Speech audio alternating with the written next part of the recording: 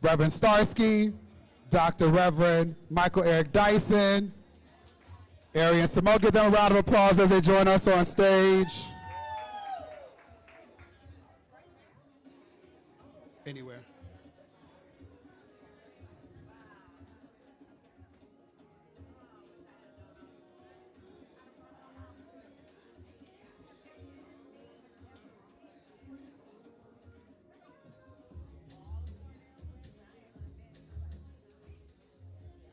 Lorenz Studevant, are you in the room?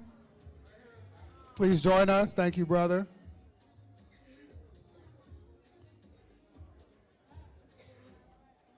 Eric Thomas, are you in the room? Our chief storyteller, if y'all see Eric, can you ask him to join us on stage, please? Can we change this song? Chris Brown still got some growing to do. We're going to put him in the category with R. Kelly. Things get over you and onto you. Him, R. Kelly. I would say Diddy, but it's too many songs for me to do that math. And he just be on the track. It's all relevant. Joy, music, we make connections. So we're waiting for two more of our panelists. Why don't we go ahead and sit on down? We're going to hold space for two of our panelists to join us. Listen, it's all relevant. Pop culture is pop culture. All right, beautiful people. So I started talking without doing a proper introduction. My name is David Johns. If white people were in this space, I would say Dr. David Johns, because requiring white people to acknowledge my title is my personal form of reparations. But we are a community, so David works.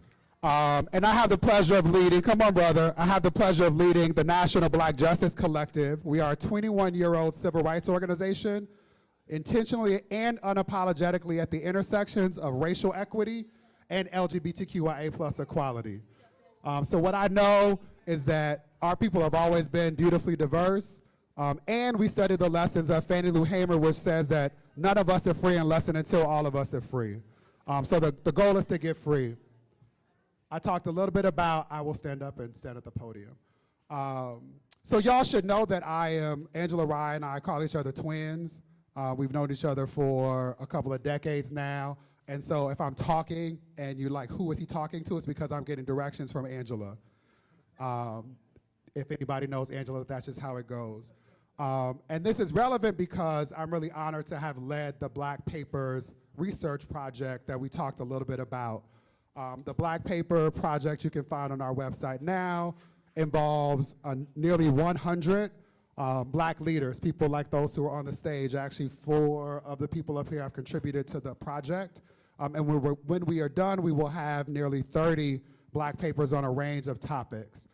Today, we are super excited to release 4 papers, and they are on transportation and infrastructure, tax policy and Black economic justice, addressing the Black male college enrollment crisis through the teacher pipeline restoration, and of course, entrepreneurship. So give the folks who've contributed to these papers and edited them a round of applause. So let's do this. The first panel was going to be focused on the first 100 days and the state of our community. I'm gonna start with our Reverend Pastor, Dr. Michael Eric Dyson. What is the state of our people, and what should we be focused on as we move from simply surviving to thriving? Yes, sir. Well, first of all, it's just great to be here back at the crib in Detroit.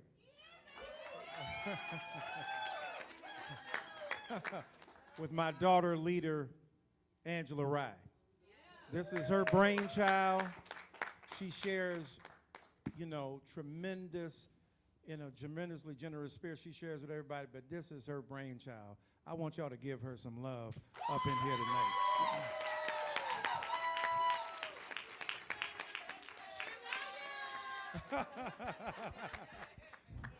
And I just got to say to my man, Jalen Rose down here, one of the greatest, right? One of the greatest Detroiters ever to come out of this city, right? And I can't help but think during the basketball season, 14,000 points, 3,000 and some rebounds, 3,000 and some assists, right? 14 points per season, and an average that is astonishing. He was a great star. He was named the comeback, most improved player. And I think that says most about him, because he is relentlessly trying to do better and to better himself. And while he's bettering himself, he's bettering all of us. We got to give him some love.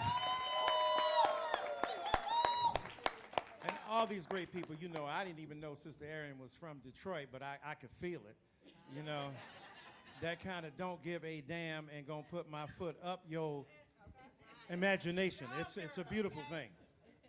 Look, my pastor from Detroit, up the road here, Dr. Frederick Sampson, said we've already come through what we've come to, right?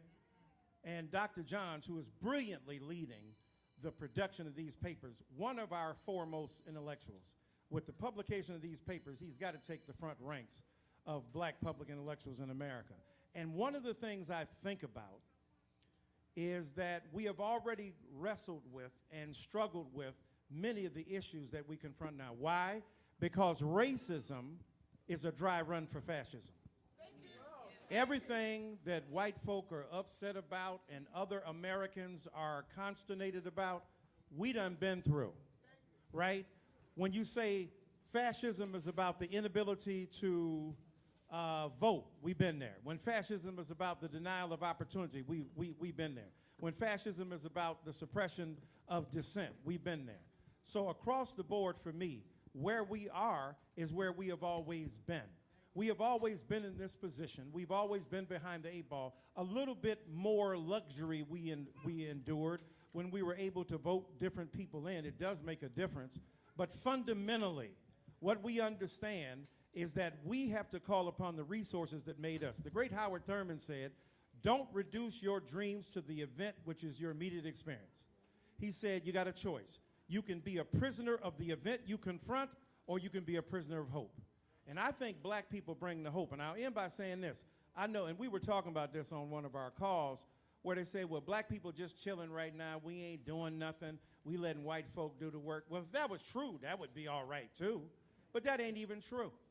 The truth is, we work in shifts. I worked in the factory here. It wasn't no summer job. At Kelsey Hayes Wheel Break and Drum Company. And some of us worked the first shift. Some of us worked the second shift. Some of us worked the third shift. So we just working in shifts. And if it's your time to lay back, self-care, interrogate, understand where you came from. But at the end of the day, black people continue to be the soul of this nation. We continue to be the best of what America has to offer. And no matter what this orange apparition intends to do to us, meeting in his Oval Office with a South African leader who gladly, I thank God, fought back, inventing in his own psychopathic imagination the possibility that white people are under assault. This is the continuous mindset of white supremacy. So our job is to do what our leader Angela Rye is talking about, our leader Dr. David Johns is talking about. We must continue to imagine. And imagination is important. Y'all been to Sea Centers, right? If you haven't, go check it out. A tremendous movie, because it imagines what our past was as a way of leading us forward. So if we can reimagine what we have been, the ideas that have produced us, and what we as a people have become, we will continue to get out of this. And don't forget this. This is 4 years, 3 years and counting right now, 3.5. What we have to do is to make sure that we are the margin of error for our own salvation. And if we do that, we got to vote, we got to continue to speak up, we got to continue to resist. And when we do that, we know that the God above who leads us will never lead us alone. I've been old, but I have never seen the righteous forsaken. And that's what I believe right now. We're going to keep this going. I don't want y'all to clap, because if y'all clap after every one of them speaking, we're going to take up all of the time. Let's just keep the affirmation going, and if we were in a ballroom culture, you can just do this as a form of affirmation. Just do this as a form of affirmation. The gays be teaching. So I heard Dr. Dyson say 3 things. One is the importance of us reclaiming African ways of being, celebrating that everything that exists is because of us. The second is showing up in community to work in shifts. And then the third is checking our mindset. So I heard you invite us to do some Afrofuturistic dreaming or imagining.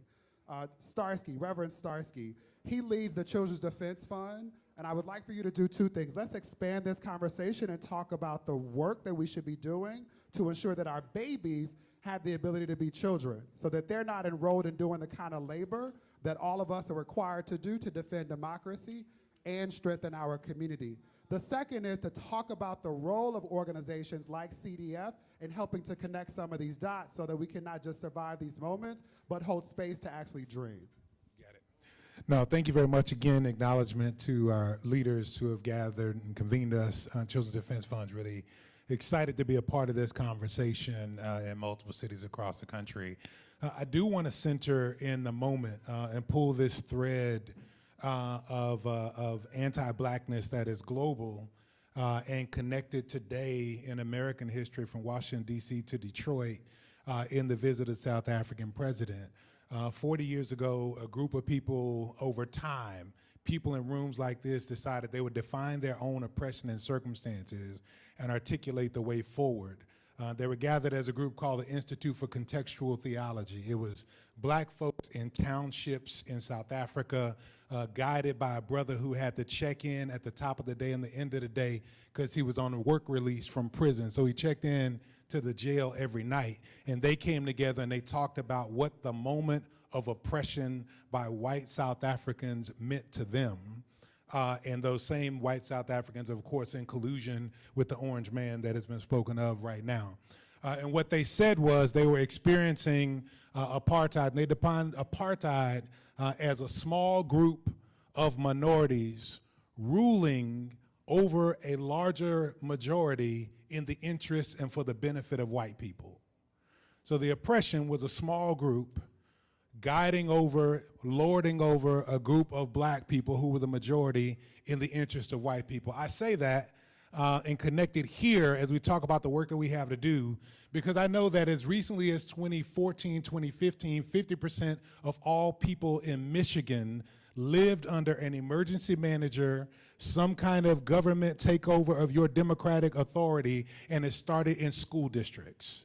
School districts are the place where we found out that you can take away people's voting power in America. You can appoint somebody by calling it emergency. That emergency can be man-made, it can be fiscal, it can be catastrophic, it can be a circumstance. And so I spent 20 years in St. Louis. It can be a tornado like hit this week.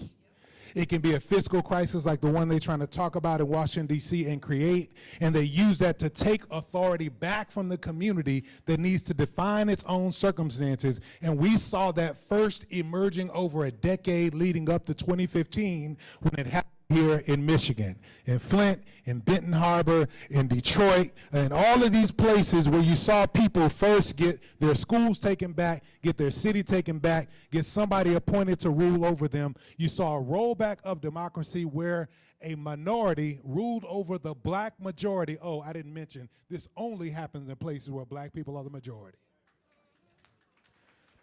So you saw apartheid rising in America before this visit today. So what we're talking about is that we are living in the context of apartheid like we saw in South Africa, and the ruling in the interests of white people is what's happened when they take away the programs for us, when they propose a budget like they're trying to get passed right now in Washington, D.C., where they put $1 trillion into defense spending, where a white South African Afrikaner named Elon Musk makes his bones in his business, and they take money away from programs like the Department of Education, which in and of itself is a 4,000-person civil rights office, to make sure that your black children get what they need. That's where we are. So what do we do with where we are? Part of what we've got to do with where we are is we've got to honor the creative impulse of what's happening in community already and seek to expand it and honor that our programs and our innovations for our people are not just for us in the moment, but they're for all people for all time. Right here in Detroit, throughout the state of Michigan, CDF partners with community-based organizations here, SEED here, the Michigan Conference of the United Methodist Church, in other areas in Saginaw and Benton Harbor, here and in Flint. We have a network of Freedom Schools. Freedom Schools start with a Harambe every day where young people chant, cheer, affirm in their African identity and understand what it means to come together in unity. They celebrate one another, and then they engage in reading books where they see themselves. Now, I'm originally from Dallas, Texas. Don't hold it against me, because a whole lot of your textbooks come from Texas, and the textbooks that come from Texas don't tell our history.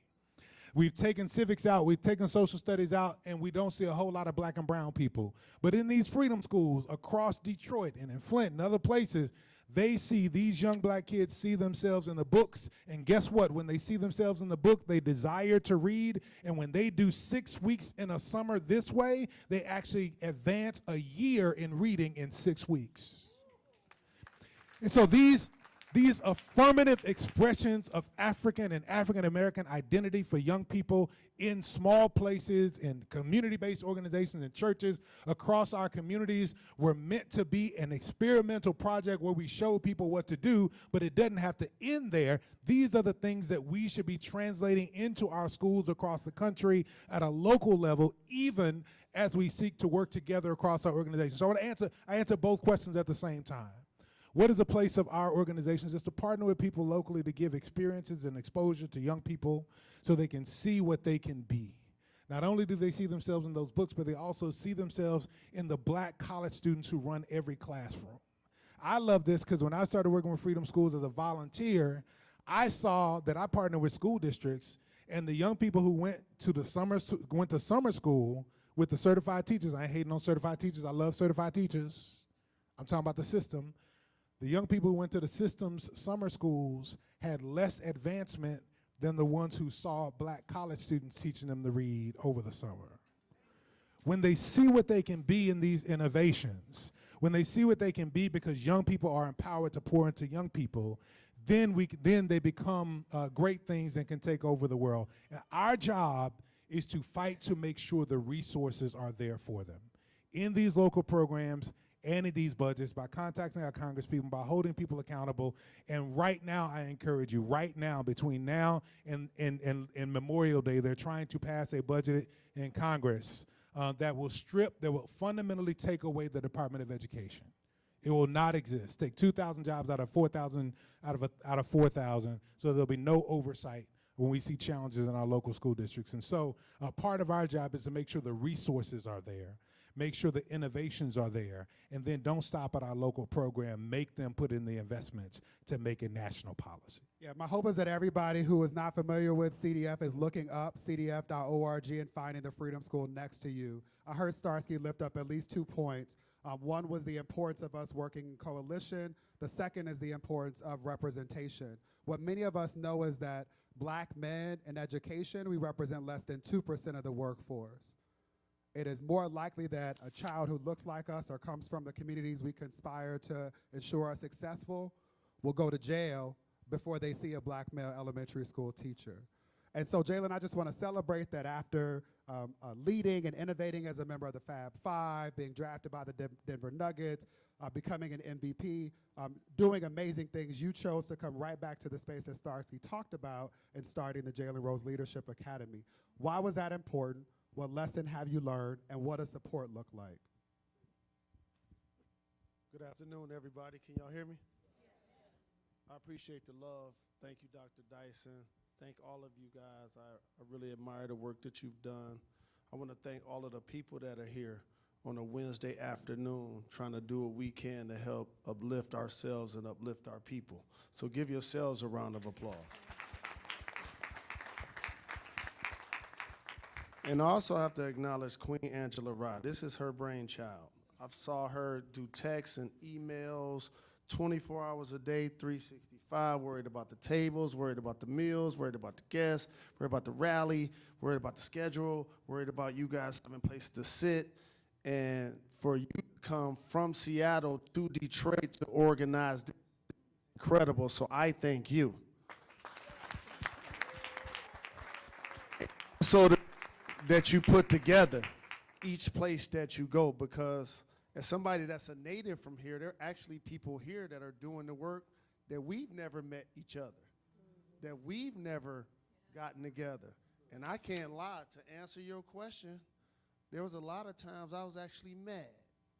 I was actually frustrated. I was actually disappointed. and I felt like my own people wasn't riding for me like they should. I often felt when you said, what do we need? We need money.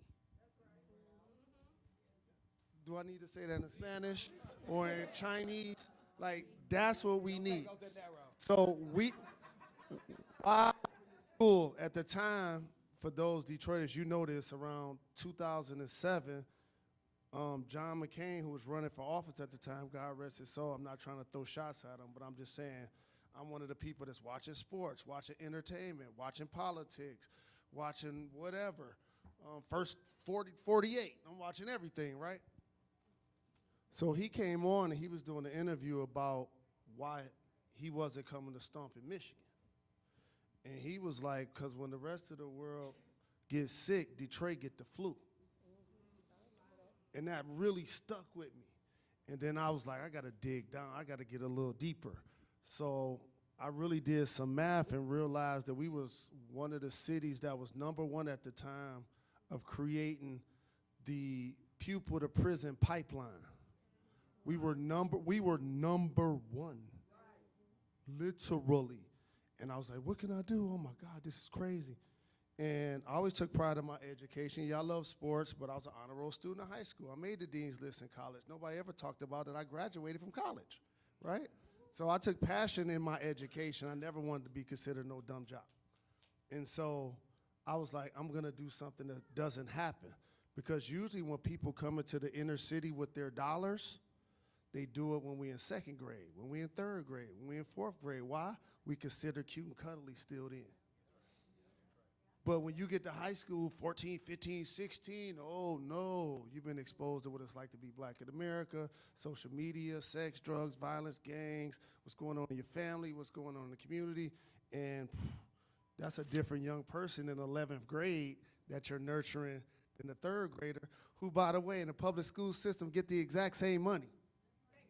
So for any parent in here that has a kid in high school, 11th, 12th grade, you already know it costs more to nurture that young person than it does a 2nd or 3rd grader. It just does. More time, by the way, more energy, more passion, and more money. And so I was like, I'm gonna do something that really wasn't being done. I was gonna independently open a high school. And that's what we did. I'm not politically driven. I'm not a part of a network. Dave Being was the mayor. When y'all look at our first pictures, I ain't had no sponsors, none. I could have just drove down the Lodge Freeway and threw my money out the window.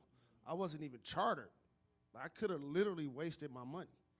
And so I had to feel like I was gonna be dedicated and passionate, so now I can recruit a board that's passionate, recruit families that are passionate, and try to figure a way to right or raise the money that we have. So we just completed our 14th school year. Thank you.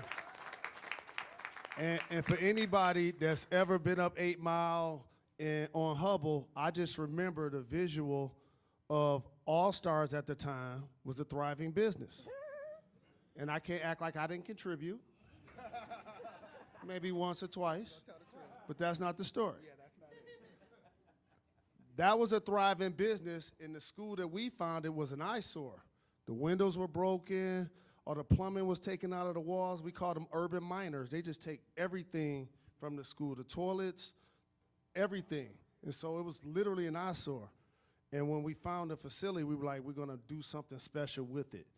And as somebody that loves basketball the way I love basketball, I love my community and my scholars and the young people that I influence so much that I just completed my 14th school year. I took over elementary school, turned it into a high school, and we ain't never played a home basketball game.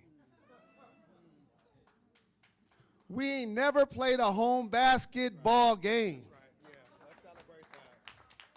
We got a caffeinasium.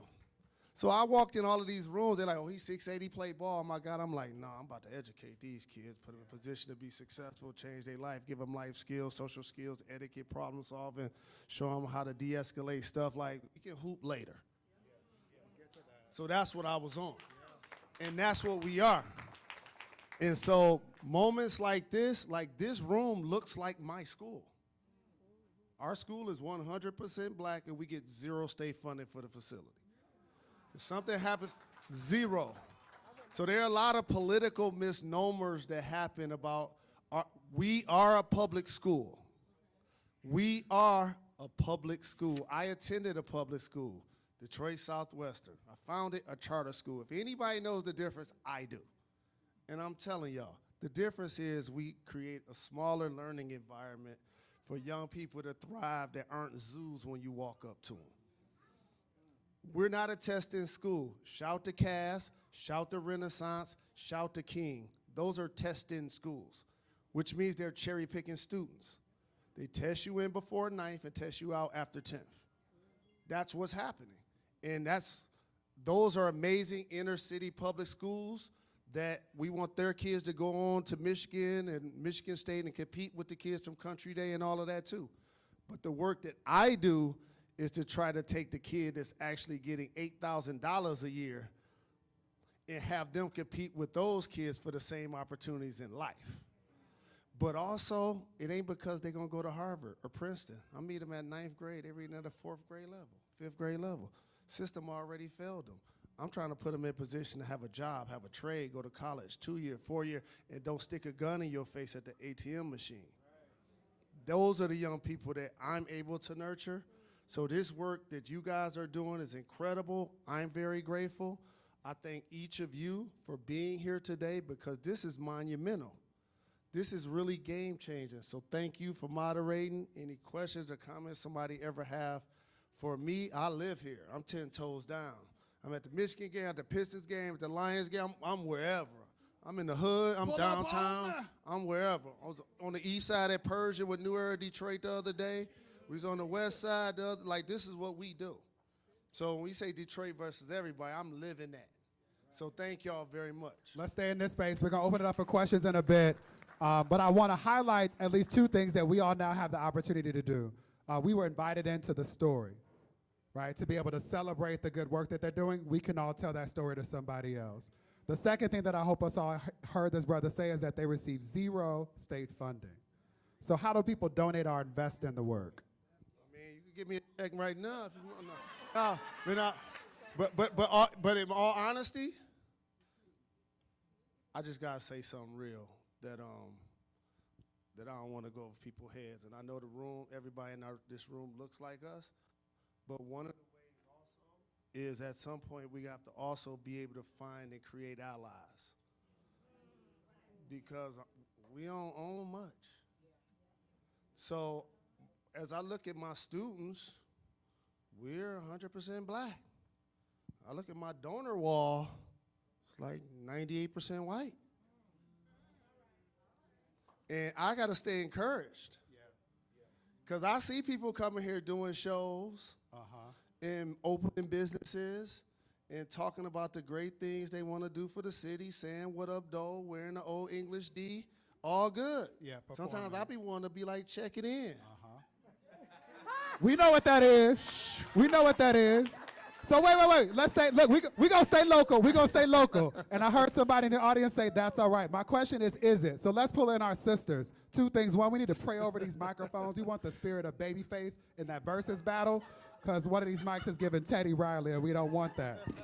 The second thing is I just want to name the gender imbalance, right? But as a member of the Mama's Boys Club, we know that we don't get to experience anything beautiful unless it comes through black women. So I just want to celebrate black women in this space. Yes. So we Yes. have 2 of our sisters here. And I heard Jalen talk about do something that doesn't happen, and then talked about the dynamic of too often us needing to rely on the funding of white folks and their benevolence to do a great thing. So Melissa, your journey from Wall Street to founding the Lip Bar illustrates a different model of entrepreneurship. You've done exactly what he's just, give her a round of applause, yep. So my questions for you are, how has Detroit shaped you and your approach to business? And what should other people learn from your lessons? And then related to that, Arian. Y'all know Arian, who is the leader of the Fearless Fund.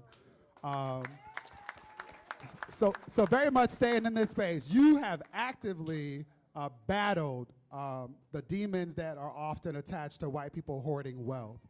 Can you share some of the lessons that you've learned from that and what we should all be taking as we do the work of resisting capitulation or otherwise giving into, what'd you call them, the orange apparition? There we go, the apparition. So Melissa, then Arian.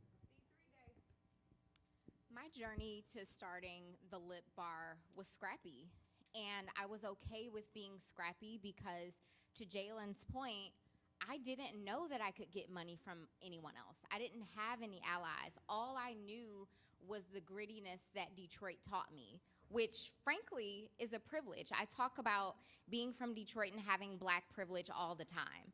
So I grew up with a Black mayor, a Black police chief, understanding that there are Black doctors and lawyers as well as Black drug dealers and drug addicts. So it was very clear to me that my life would be from my decisions. Like the journey and the path that I took would be my own, and I didn't expect anyone to help me. I knew that no one was coming to save me, so much so that it has actually hurt the Lip Bar's growth because I was too scrappy. I was too self-sufficient. I wasn't looking for allies. Like, I went on Shark Tank, had that very public rejection, and I was like, oh, okay, well, I guess it's just me. I have to be like most Black women in this country and decide that I have to wear every single hat, that I have to show up for every single person on my team, everyone on my family. I have to be the voice and represent all Black women in America. And frankly, that is too painful. The weight is far too much to bear because at the end of the day, I don't represent all Black women. And going to FAMU and being from Detroit, I have truly learned the diversity of Black people. I've truly learned the diversity of what it means to be a Black woman and how you can actually build a Black business.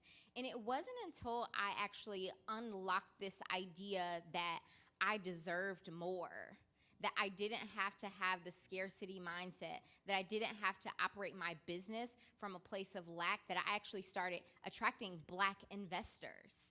So my entire cap table is Black. The Lip Bar has raised nearly $10 million. And all of my investors are Black. Arian is actually one of my investors. But at the end of the day, you don't know what you can't see. Part of the reason that I started the Lip Bar is because of the exposure needed.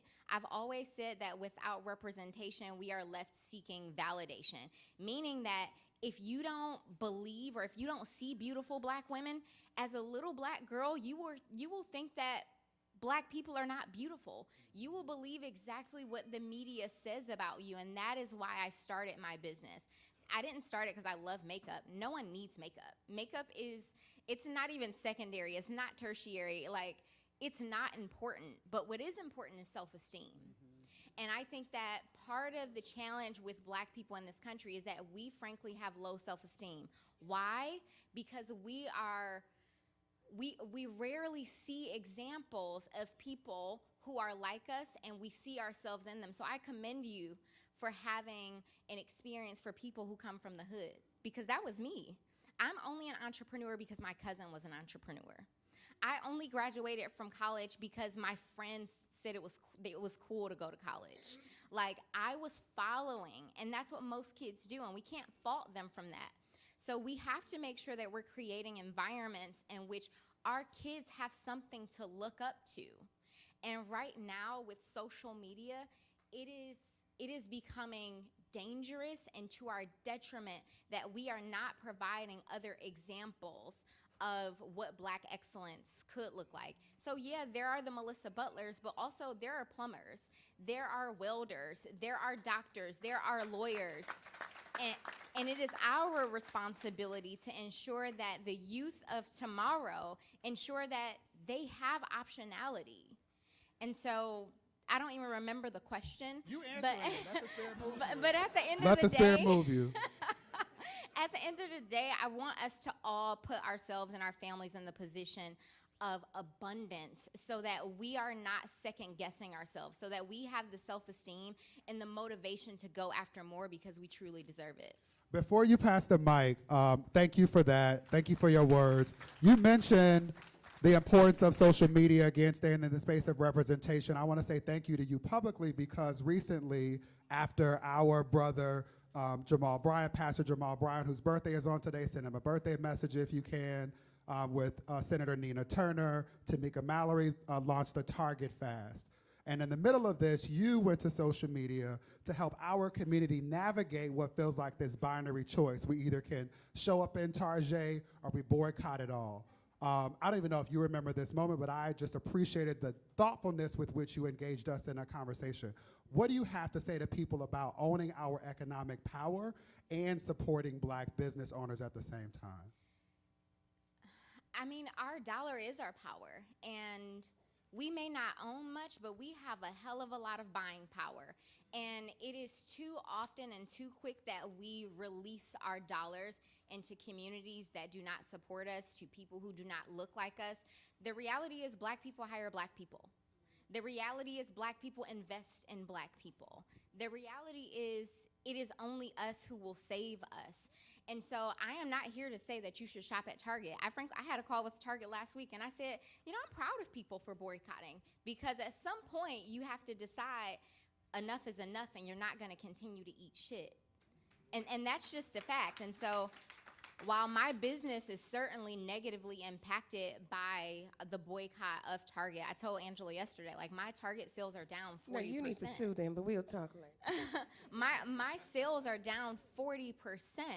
But at the end of the day, my customers are Black people. I am a Black woman first before I am a business owner.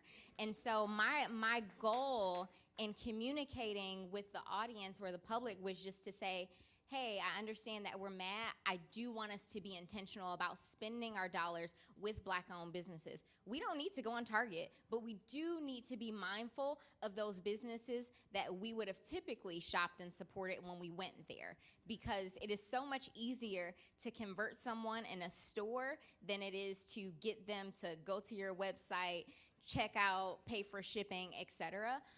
But we will prevail. Some people will fail, and that's just the reality. But Black business owners as a whole need you, and I want you guys to know that we are always going to be the ones who show up for us, no one else. So everyone in this moment who's not recording, I want you to go to your phone and look up thelipbar.com. Go to thelipbar.com. If it's not already bookmarking your phone, bookmark it now. We also are in Detroit, where you have the luxury of being able to go directly to the store. But we can help fill this 40% gap. Let's stay in this space. I want to be mindful of time. Arian, you said we need to sue them. So let's stay in this space. Let's celebrate you for standing 10 toes down, telling these folks in the middle of these DEI fights that you're not going to succumb.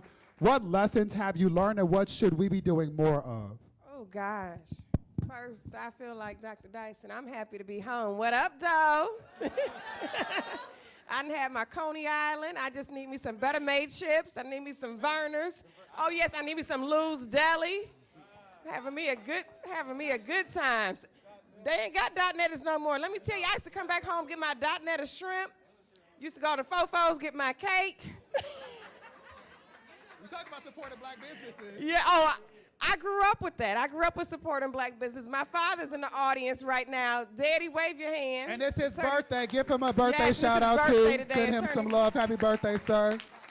I saw you getting stopped by cameras and stuff walking in here. I said, yeah, my daddy Detroit famous. But Lord have mercy, it says, I'm happy to be home, but I was raised in that. I'm just like Melissa. We came up in this city of just Blackness. So we know what it's like to support Black businesses. We know what it's like to see Black leadership. Like she said, we know what it's like to see from the drug dealer to the reverend to the doctor to the lawyer. It's our environment to stand up for our people. I've been leading protests since I was a kid, petitions since I was a kid. It's just who I am. But I'm Arian Simone, and I run the nation's first venture capital fund that's built by women of color for women of color. Thank you. And we got sued very publicly for racial discrimination for not investing in white men, point blank.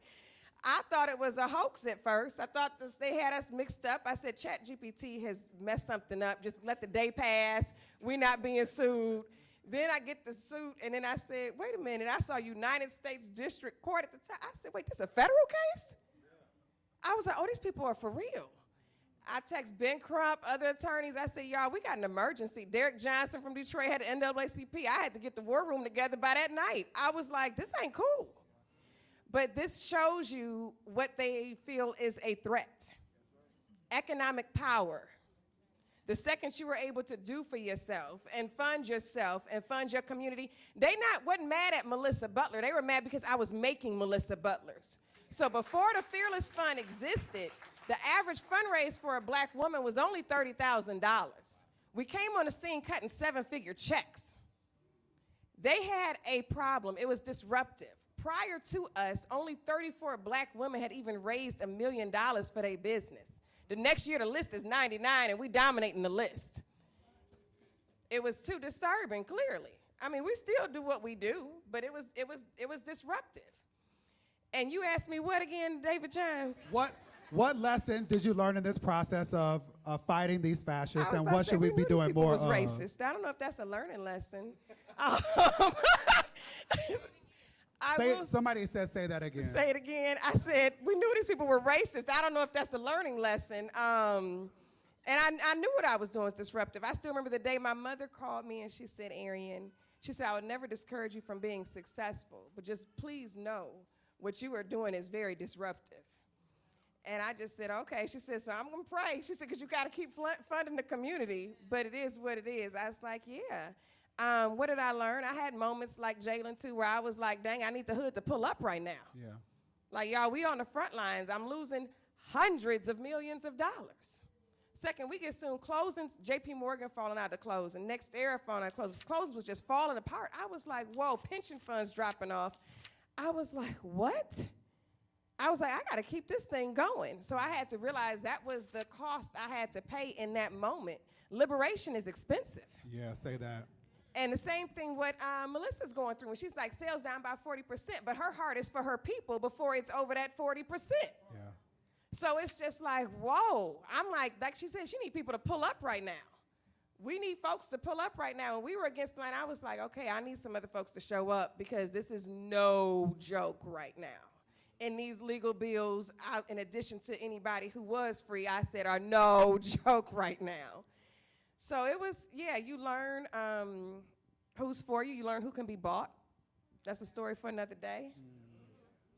You learn who's for you and who's against you, for real, for real. I mean, I saw some very rough times. I was in multiple court cases at that time. People saw that one public court case. I was in plenty. So yeah, you do learn a lot, but you also learn solutions. So I will go there to stay on the optimistic and positive landscape here. I learned about the power of policy being effective and changing things for our people, and I started to develop policy. And even on my phone now, I finally have, and I know y'all was waiting, but I finally have a federal plan for an Economic Justice Act. I finally have a city and county plan. I finally have a state model plan. Because when I grew up here, Mayor Coleman Young said that the demographics of the contracts are going to match the demographics of the people. And that's how come we saw so much diversity in what black people do. It's because the money was flowing to us. So developing policy that supports that, developing petitions that support that policy. So that's what I could say I've learned in this process too. We love that. Arian's one of the co-authors of the economic paper, or entrepreneurship paper rather, that we released today, and you can find those addendums that she talked about in that paper at stateoftheppl.com/blackpapers. Let's wind this down before we take a few questions.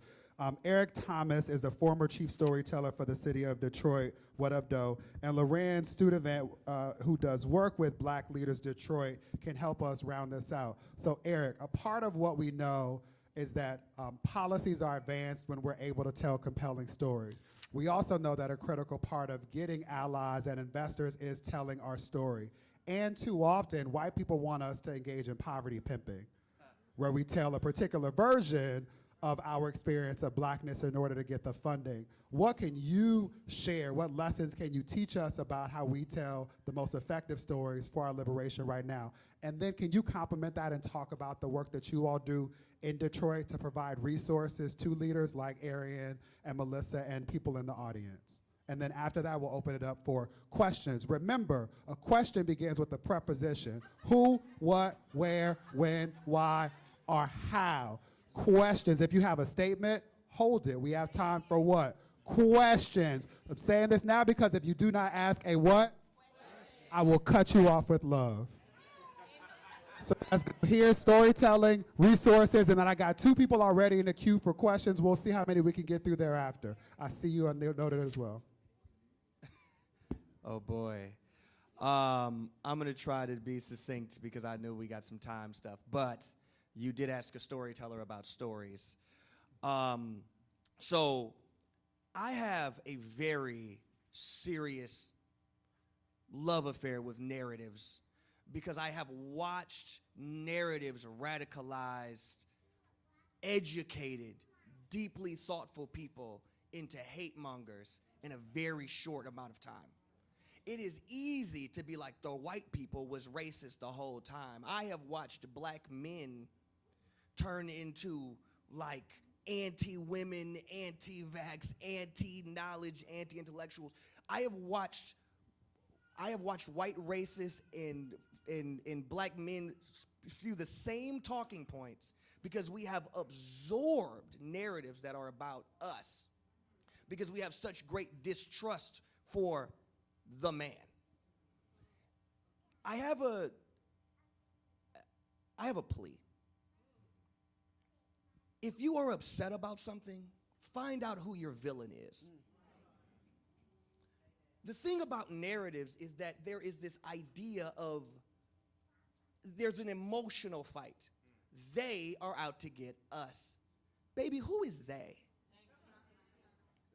People are mad at Duggan for Gilbert problems, Gilbert for Biden problems, Biden for Trump problems, Trump for, it's like, hey, there's a guy.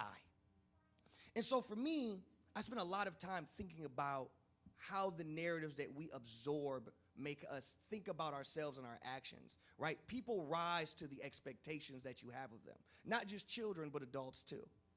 We talked about that a lot. Dalen talked about that. Like, if you not just say to kids that they will be great, but treat them as if they are whole, that their expectations and their aspirations matter, then they rise to your level of expectations. But adults do that too. When I was chief storyteller, I had like a charge. When I took over, so as chief storyteller, because that's like a fake sounding title, I was appointed by the mayor. I ran all city branding and social media, helped them with speeches, all kinds of stuff. One thing I did for City Social is I made every single post joyful black people. Because there's an idea of us. When you Google Detroit, it was like dilapidated buildings. We think of Detroit, especially externally, as like stuff. But it's people. The thing that makes Detroit powerful is the people of Detroit. The buildings don't matter without the people in them. And so, as we talk about nonprofits, because in my storytelling agency, I spend a lot of time doing work with nonprofits or people here that I've worked with. And for me, it's all about whether the clients know it or not, because I do not care. I am an insurgent. You need to know that about me. If you hire me, I'm going to do whatever the fuck I want to do. I am, okay? And so I have always built stories. If it was about, I did a brand for WIC, and I placed so many people, white men, tech developers, everybody who had been on WIC in the commercial to remind people that this is about people and help and love and support, and that's it. If we are to get people to invest in our narratives, to your point about allies, they have to be able to see themselves broadly in our narratives. It sounds like that's not possible, but it's not true. Because I've watched people fall in love with cars in Pixar movies. I've watched people fall in love with ants. If you can fall in love with ants, you can fall in love with black people. I don't believe it's true. That we can't make people fall in love because they fall in love with our culture. They fall in love with our clothes. They recite all of our lyrics. In fact, this is the thing that really blows me about the narratives that we see. All these commercials, it's always, like the best commercials in the world for some reason, the ones that win all the awards, is usually like a white person doing a black thing. If I see one more social media influencer that's just like a white news reporter doing a thing that they would not hire us for, that they would fire us for, I'm going to lose my mind. And so, as I alley-oop this, because I got a little bit of rage. All right? That's all right. James Baldwin said to be black and relatively conscious is to almost always be in a Constant state of rage. So go That's for it. me. But as I think about narratives, and I've learned a lot of the way I communicate, funny enough, from Michael Eric Dyson. Where is he at? I grew up listening to him on the radio, and I patterned most of my speech after him. So if I sound like him, it's because I'm a cheap facsimile. Now, what I want to tell you about stories, if I can impart any bit of wisdom from the way that you tell your stories, I want you to investigate the things that the people care about. At the core, it's what Republicans are best at. We go out and we say, you should help them. Republicans go out and say, let me help you. If you are selling something, if you can dig into the core of the thing that moves somebody the most, they will part with their dollars and their support. Even if it makes it feel like they're doing it, because at the end of the day, I need it. I need all that money to help my community. I'm like Robin Hood. When I was running my agency, most of my clients were white, but all of my employees were black. I'm taking the money out, I'm bringing it in, I'm sharing it. I now work at a CDFI, a community development financial institution, because I need to know how you guys were pulling together $60 million at a time. And so now I'm absorbing that, and I'm sharing it out. Because that is our job if you're able to infiltrate. Learn how to infiltrate. Lorenz, let's stay in this space on the point of infiltration. Black Leaders Detroit has pioneered a community-centered funding model. You also all have a $1 per week model that's designed to help accelerate some of these changes. What does that look like? What do we need to know? All right, peace and love, everybody. My name is Lorenz. I serve as the Senior Loan Officer at Black Leaders Detroit. Tremendously grateful to be here. All of you have been amazing. I had no idea I was even going to be up here until like late last night, so I'm super excited. So with that, Black Leaders Detroit, we serve as the funding vehicle for black-owned businesses in the city. So we do that by providing grants to black business owners, as well as we have a no-interest loan program.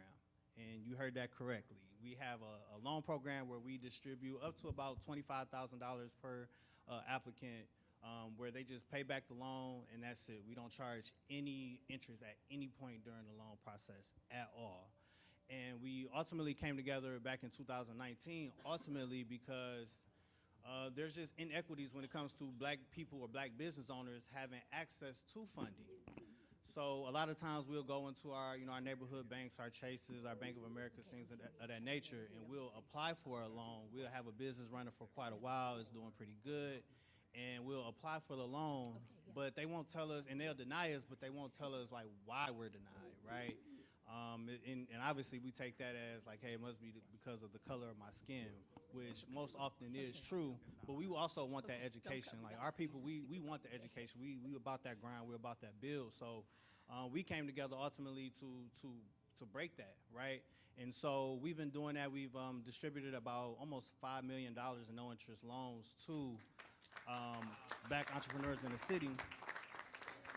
And we do that by taking action. So one of the things that we talked about is just taking action and not just talking about it. And that's one of the reasons why I love working at BLD, is because we literally ask everyday people such as yourselves to donate $1 a week or $52 a year. That's it, y'all. We literally allocate those funds and distribute them to entrepreneurs across the city, and we're gonna keep doing that until we can't do it no more, right? And so also with that, in July, we are actually rolling out a program for real estate developers where you can borrow up to $150,000 and just repay that back at no interest. And this will be for renovating, properties, 1 to 4 unit properties all across the city. So with all of the homes that we all know are in these different neighborhoods that are blighted and they need that work, like we're providing the funding for that. So that'll be rolling out in July. We're super happy about that. But yeah, we are just really so much about helping the community, creating that family atmosphere, that unification that we all talk about. And actually starting at the beginning of, well, actually late May, so it was that next week. We're going to be doing a bike ride. So every year we do a bike ride from Detroit to Mackinac Island. And that ride is basically to go to a small business a conference, but we actually ride our bikes because we want to show, and we like to show that whenever black people have to do something, it's always twice as hard for us to make that journey. Thank you. And so this year, the ride has gotten so big that this year we're actually doing a national bike ride from Black Wall Street, Tulsa, Oklahoma, to Wall Street, New York. And yeah, so we're doing that over. Now I won't be doing a ride. I'm driving the support vehicle. Okay, so I won't be doing a ride, but I'm driving. See, because people is gonna be out here looking for you. How do people access all of these resources and otherwise tap in? Thank you. So you can go to, so for our website, when it comes to the loans and things of that nature, and donations, that is blackleadersdetroit.org. So Black Leaders with the S, Detroit.org. And as for the ride, if you would like to donate or become a supporter of the ride, you can go to rideforequity.org, and the 4 is the actual number, not the word. Awesome. So let's do this. If you have a question that begins with a preposition, I need you, if you can, to join me here in this line. If you have a question that is specific for Melissa, get in the line and then let me know. Is that for Melissa? Actually, if you could come up here and do that, we're gonna run through all of the questions and then allow them to answer. Does anyone have a question specific to Melissa? Yes. What is it? Melissa, how do we support Sorry, I keep saying Melissa, but I mean Arian. We're gonna get Arian out of here so she can go celebrate her daddy. Does somebody have a question for Arian? No? Okay, let's say thank you to Arian Simone. Say thank you to Arian Simone. I got it now. It's gonna be Melissa now. Y'all say thank you to her so she can go celebrate her dad.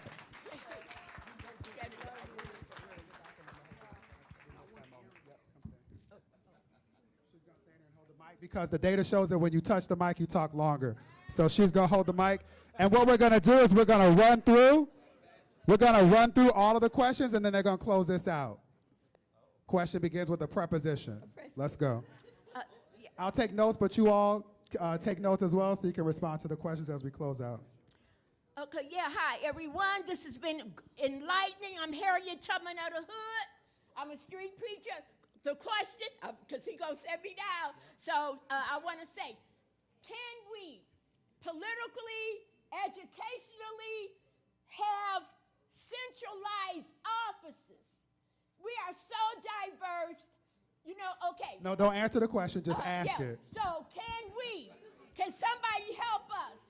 Tell me how we can have centralized offices, for example. No, we don't need the example. Let them just answer the question. Let's go to the next. It's a lie. It is a lie. It's a lie. It's a lie. Let's go. Next question. We got to move through. Y'all know how y'all do. I said in love. Question. I want to know how we challenge each other. On Monday, and those of us who went on the tour this morning to J. Roden School know it was awesome. On Monday, he had a golf outing. I gave $1,000. How many of us can make sure we commit? He was donated a brand new building. He needs to raise $25 million. We got it. How do we challenge each other? How do we challenge each other to make sure that he has what he needs? That's it. We got the question. Let's go. How do we challenge each other? I told y'all how this was going to go. What up, though? Can I get some boss lady? What's the question? Here, today. Can you bring some tomorrow? Oh, she asked and answered. Let's go. Appreciate that. All right. Asked and answered. Yep. My question was for Mr. Rose about his academy. Yep. Go for it. Have you ever were afraid of your academy shutting down for any reason? And if so, how did you navigate through that moment of fear and go back to hope and encouragement? Got it. Yes, next question. Appreciate y'all for modeling this well. Who, what, why, when, where? Is that okay? Not all 5, no. Ask a question. Can I ask 2 questions? Go for it. Where?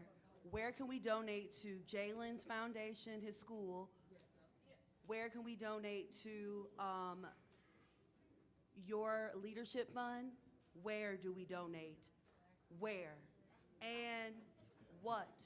What can we do? where can we locate Melissa Butler's products? TheLipBar.com or ThreadBeauty.com? That's my last Okay, question. we'll come to Melissa for that specifically. Thank you. I am a former Ford through Ferguson employee, so thank you. My question is, who are the Harry Belafontaines, our Ozzie Davises, our Ruby Dees, our Dick Gregories? Y'all have access to people we don't have access to, so who are ours? Thank you. Who are funders and champions? We My like that. question Yep. is for Jalen Rose. Are you teaching your young folks how to eat healthy? Okay. I have some Jayla, you have the most questions, so I'm going to hold them for you. Brother, why don't you start and share specifically a question is how can they tap into the resources? So for us, so you just simply go to the website and click donate. But the website is blackleadersdetroit.org. And our other website for the ride is ride4, the number 4, so ride4equity.org. Appreciate that. Anything else you want to say by way of parting? I'm kind of cheating off of his paper. Let's see. I did want to know more about the offices. That was definitely an interesting question, but I didn't know what she meant by centralized offices, so I'll just leave it at that. Yep, let's get through these questions, and depending on if I get the sign or not, we can go back into a discussion. Dr. Dyson, can you answer the question about where are our Harry Belafontes? Yes. We got Jalen Rose sitting up on this stage as a prominent athlete who is articulate about our issues, who is uncompromising in public spaces about representing an issue of blackness. Look, we know that generationally things are different. We know that two people that I love and respect, the late, great Mr. Belafonte and Jay-Z, got into a contretemps, got into a kerfuffle, got into a pre-Drake versus Kendrick Lamar. And I know somebody got a damn question about that. But anyway, so the thing is, Kendrick won. yeah. No, but my man, the storyteller gave me I love you, bro. The narrative created, but I'm gonna get back to that. So it's important, they got into a beef. I talked to both of them, and Jay finally admitted, yes, I have to respect Harry Belafonte. Harry Belafonte said, I have to respect the new generation. My point is simply this. There are many Ossie Davises, and some of the people you don't think. You know who gave more money than Harry Belafonte and Ossie Davis Jr.? Sammy Davis Jr., right? Seen as a sellout, seen as a colonizer, but was a man who stood up. And I think where we find them now are in the Beyoncés, the Jay-Z's, to be sure, but also in those representatives of us who continue to express their viewpoint. Think about a Viola Davis who stands up and articulates our viewpoints. Think about a Ryan Clark in terms of going at RG3 right now. So there are many of us who are out here, many of them who are out there doing that, and we have to respect it's a different level, using their social media platforms to articulate those ideas, or a Kendrick Lamar who's doing serious work for Black Lives Matter through the means that he has available to him. Those are some of the people who are doing incredible work. Thank you, Doc. Melissa, two questions to you. One is, where can we find your products? And then how do we challenge each other to invest with each other? So you can find the Lip Bar at thelipbar.com, but honestly, this is not about the Lip Bar. It's really just about you being intentional with your dollar and using your dollar and knowing that your dollar has power. And so you have the choice on who you give your money to. And then you do want to think about how they are then spending their money. Like we talked about Elon Musk earlier. He's only amassed this wealth because we gave it to him. And so I want us to be very clear about where we are giving our dollars. Let's stop spending money and start investing it, and then we will see our communities change. Thank you. TheLipBar.com also. Reverend Starsky, where can we find our Harry Belafontes? You want to riff on that and or anything else that strikes your spirit? Yeah, I also want to say where you can support. Right? So we advocate for 74 million children across the country. They don't have jobs. They don't have a vote. They don't have a voice unless you give them yours. And so we encourage you to support them by voting on behalf of children, by supporting institutions like the Children's Defense Fund. So you can do that at childrensdefense.org. And I also want to get at this idea of who are Harry. You are. You are our Harry Belafontes. You are more support by big mamas, abuelitas, mamas, aunties, and them by standing up the only institution we run lock, stock, and barrel nationally, which is the church. The only institution we've ever fully politicized, which is the church. And so we need these central figures. We need the inspiration. But also I understand that movement starts in rooms like this, in congregations and sanctuary basements. I want to, if we come back to the central office, I want to come back to the central office. The only thing that's going to last is a central approach. And so I found that Marian Wright Edelman would always say, keep the baby at the center of the table. So the question is, what's the only idea that's going to outlast the conversation that you have and maybe outlast you? It's the idea of advancing interests of your children. And so I talk to people a lot because I know a few things. Number one, I know that the most significant indicator of the well-being of a child is the level of education of the mother. So I married a doctor. I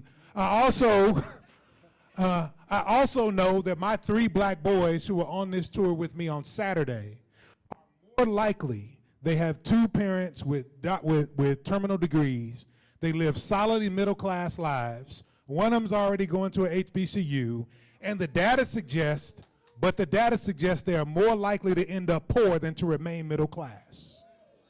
So what I know is that the old narrative about an education being your key to advancement has broken down for millennials as the first generation in American history. Because we have allowed the breakdown of unions, because we have allowed the aggregation of wealth among a few, because we have allowed the stripping of resources outside of our community. And so I say this to say, if you want to focus on how we do better, you have to focus on centralizing, doing things better for your children. Keep the children at the center of the conversation. And if we're doing that, if we're pursuing child well-being, if we're paying attention to the data, then part of what we've got to do is make sure that we invest in supports for them. I've done the job. I've been only the 2nd leader of the Children's Defense Fund. I've done the job for less than 5 years. In these 5 years in America, we cut child poverty in half in a year, 2021, and we allowed it to triple every year since then. That's because we made public policy choice. Poverty for children is a public policy choice. But it's not just a federal one, it is a local one, it is a state one, it is a congregational one, it is a community one. So when we stand up and say that we're going to provide every support we can to every child in this church, synagogue, mosque, or temple, when we stand up and say that we're going to make sure that the school board is accountable, because guess what? If we still have elections for the school board and they have given local control, then the whole school board curriculum can be black, where there are black children. And so this is part of our work, right? The whole district can be Jalen Rose Academies, if we're willing to do our work of enfranchisement, our work of mobilization, and we do it because we believe they deserve it. So I ask people on every stop that I go to, the child that you love the most, do they deserve to be sheltered? Do they deserve to be fed? They deserve to be nourished? They deserve to be educated? I'm asking this question for the first time in Detroit. What did they do to deserve it? Nothing. They were born. This is a human rights conversation. If children deserve it because they are here, then it is our responsibility to do everything we can to give it to them because they are here. Eric, yeah, well said. Children's Defense. Eric, what's a resource for folks to increase their competence with regard to media literacy and storytelling? Is there a book? Is there a podcast? What's the resource you want to leave us with? Oh, goodness gracious. Okay, I've got actually a real one. Has anybody ever heard of the platform Ground News? Yes. Ground News. Ground News is a platform that shows you the different headlines about specific stories and how different sides are talking about issues, but also it has a blind spot to it to tell you what the other side is not talking about. On both sides. I would encourage you as much as you can emotionally handle it, maybe once a month, just go look at what the other side is saying about things that you fundamentally believe. We take for granted that people think like us because of the stories that we tell ourselves about what is true. I'm not saying go on the side to believe them. I'm saying go on the side to understand, to your point about the fundamental. They believe in their children. Every single time somebody is going to take your rights away, they make it about their kids. Trans people are bad because my kids, right? It's always about this core fundamental. The more you understand about that fundamental, the more you're able to have constructive conversations about what we as people need to exist. Thank you. Jalen, the last questions go to you. There are at least two. One is, where can we donate? There's another question of, have you been afraid of a school closure, and if so, how did you navigate that? Yeah, let's go with those two. Well, thank you. I appreciate that. A few ways, since, like many of you, I grew up in this community, ways of donating are a lot bigger than fiscal. There's showing them love when you see them out in the street, and they may or may not be doing or saying the wrong thing. Give them a job if you're in position to do so. Our school is at 15,000 Trojan. If you know any really good talent that's, committed in education in various different ways, whether it's a teacher, administrator, or somebody you know that's really good, whether they're local or not, we do national searches because we're trying to get the best and brightest here in Detroit. Our website is jrladetroit.com, and we have 400 students currently in high school and another 1,000 that we service. We're a 9 through 16 model, which means we're supporting the scholars once they graduate from high school. Because you can't get a job, definitely can't get a dream job with a high school diploma. We all know that. And also, we want them to be able to learn how to adopt a trade. Like, what has happened in society is it's not cool to have a job no more. And so what we got to start being able to do is show them that it's not just work. You're an entrepreneur. You're garnering a career. This is something you can actually take with you wherever you go. It's a hustle. And if you're going to be successful, guess what? You got to have multiple hustles. Yeah, yeah. How many titles do each of you hold in your own lives? Right? It can't be just walk in the classroom, I want to be an athlete. All right, cool. You're 14. You ain't going to be able to play in the league until you're 19. So what are we going to do between now and then? And then what we going to do when you possibly out of the league in 23? But there's so many jobs in and around the sport. So it's our job to expose them. So I appreciate the support. And if you have great young people that you want to send to the school that are going to be aligned to us holding them accountable to being the best version of themselves. And this was the first year we took cell phones from our scholars during the school year. And it ain't a JRLA thing, it's a life thing. You can't be on the phone all the time at your job. That's right. I don't care what you do. You think you sneak in, you think you're gonna be able to do it, you're just not going to be able to do it. At some point, they're gonna crack down on you.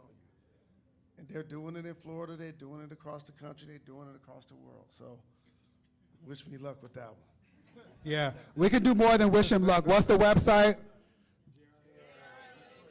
We were doing so good. We were doing so good, beloved. We were doing so good. What's the website?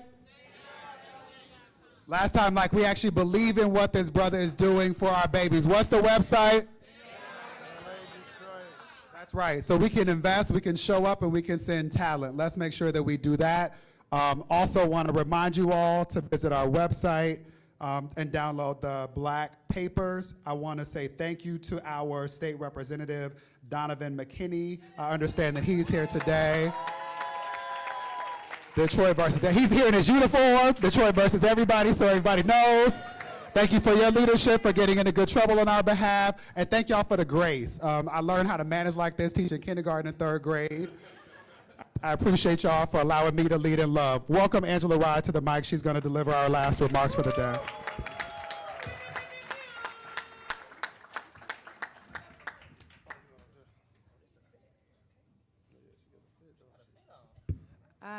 Good evening, everyone. We're going to be brief. I know I'm standing between you all and the gas cards that folks need to fill up their tanks. This State of the People, David, your conversation loud. Huh? You have something else? Yes, I do. Okay. Listen, that's all right. Listen, we doing this together. There was one question that did not get answered, and there was a question about teaching kids to be healthy. Is that something that you're doing at the school? Yes, it's the same struggle that you have with your kids. Young kids like fried food, French fries, pizzas. That's what they like. And so what we've created is healthy options. We had a salad bar just recently at the school. We have, people that are cooking in the kitchen now that are very passionate about creating healthy options. So absolutely, our goal is to make sure our young people are eating healthy. She wants to know if you were ever afraid of your school closing, and if so, how did you navigate it? I was afraid it was closing before it was open, because there's a lot of things you need to navigate as the founder of a school and the president of the board. Just imagine, wherever you went to school, you probably never met the founder. Like, I was at the school today dressed like this, right? So it's different. And I have a level of respect for our families. I love this community. I appreciate our staff. I try to create an environment that teachers are going to be proud of, that young people are going to be proud of, that when you guys pull up, you guys will be proud of, and just do the best we can with what we have. And so, absolutely, I'm committed, they're committed. And what was the second part of the question? That sounds great. Okay, so it was great. He was afraid it would close before it even opened. So, and he navigated it. He's still navigating. Sufficient? Okay, good. All right. The State of the People Power Tour is about this. It's about connecting. It's about reminding our communities about how resilient we are. And it's ensuring that you all know that when everyone else in the country, systems, governmental structures, turn their backs on you all, Black folks, we got you. And so whether it's a utility bill payment, it is food, it is a gas card, we are here for you. But we want you all to remember that we are here for you because we need you to be here for one another. So when the State of the People Tour continues on, there are organizations that are led by incredible leaders, your own Harry Belafontes, your own Ruby Dees and Ossie Davises, all throughout this room. If you run an organization, don't say anything, just stand up. If you run an organization in this community, let's give it up for the people who are here, providing resource tables, providing solutions to our everyday problems. We want you all to plug into these organizations, and most of all, turn to your neighbor and say, but tomorrow. Say it again like you mean it, but tomorrow. Say it one more time like there's a gas card coming your way, but tomorrow. Okay, now that was believable. Tomorrow we will be back here with more resources. I just said tomorrow, y'all. I know you ain't still talking. Ain't that many syllables in tomorrow. Tomorrow, State Rep, we will be back here with more resources, with more incredible workshops, and an incredible rally after we leave the Juvenile Detention Center to talk to some of our young folks, because even though they can't come into this room, they matter too, and their power matters too. So we ask for you all to join us. Khalil, you have an announcement? Okay. We ask that you all come back tomorrow. We will be here tomorrow afternoon. We will have snacks. Somebody say snacks. That's good. We'll have some of those too. And when we leave this evening, there's a hibachi situation downstairs. No, it's not. I'm just playing. No, there's not. It's gone? Did they already eat? Oh, never mind. You already had snacks. I'm just hungry. Okay. Well, God bless you and your families. Thank you all so much. Detroit, we love you. Thank you for sharing space with the State of the People Power Tour. Give it up for yourselves. Khalil, do you have anything? Yes, so at the end, we are going to line up right along this wall. Dewana is sitting right over there. You're going to check in with her to get your gas card, but that is how you're going to line up. It is $25 for the first 100 people. They're already lining up. Well, you just dismissed everybody. Praise the Lord. Okay. They already go. I know. Tell them thank you. Thank you for being here. Thank you for coming out. Thank you to Nettie Sabachi. No, I'm good. I'm going to take care of this. Okay, and thank you to all of our volunteers who made this happen. Give it up for our volunteers. Shout out to everybody. Say the People Power Tour.